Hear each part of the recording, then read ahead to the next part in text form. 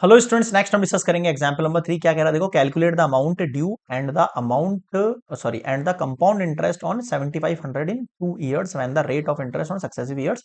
मतलब पहले सक्सेसिव मतलब पहले साल में 8% है, दूसरे साल में 10%। ठीक है, तो शुरू करते हैं। सबसे पहले फर्स्ट केस में मेरा प्रिंसिपल तो दे रखा है 7500, है ना, और रेट ऑफ इंटरेस्ट दे रखा है मुझे 8% for first year. For first year, ठीक है। अब ध्यान देना, अब मैं ये कह रहा हूं आपसे कि सबसे पहले इंटरेस्ट निकाल लेते हैं अपन। इंटरेस्ट फॉर 1 year, है ना, फर्स्ट वाला जो ईयर है उस पर 7500 मल्टीप्लाई 8% मल्टीप्लाई 1/100। जीरो से जीरो मल्टीप्लाई हो गया, और सॉरी डिवाइड हो गया। 75 को मल्टीप्लाई कर देते हैं अपन 8 से, हाउ मच, 600। ठीक है, अब मैं ये कह रहा हूं आपसे, जो अमाउंट होगा आपके पास आफ्टर 1 year कितना हो जाएगा। 7500 के साथ आप ऐड कर दो 600। यार दिख नहीं रहा कुछ,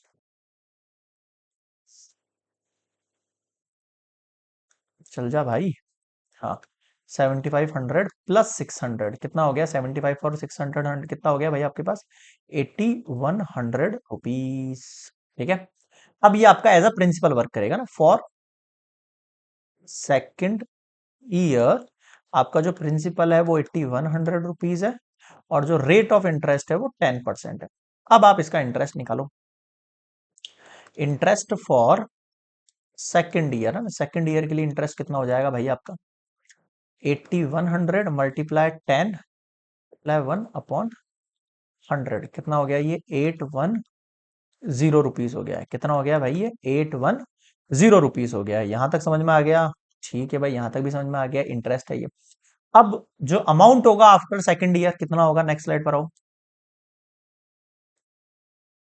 अमाउंट आफ्टर सेकेंड ईयर 8100 में ऐड कर दो 810, बस। 00101 और ये 8910 रुपीज। यहां तक समझ में आया।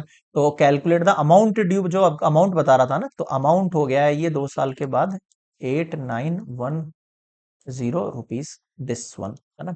और क्या पूछ रहा था, कंपाउंड इंटरेस्ट। तो कंपाउंड इंटरेस्ट क्या होता है भाई, अमाउंट में से प्रिंसिपल को कर दो माइनस। 8910 में से माइनस कर रहा हूं मैं 7500 को, कितना हो जाएगा, 7500 800, तो ये हो गया 910, और ये 501,410 rupees. Okay, so this is complete amount and this is your for CI। Next मिलेंगे एग्जाम्पल नंबर 4 पर।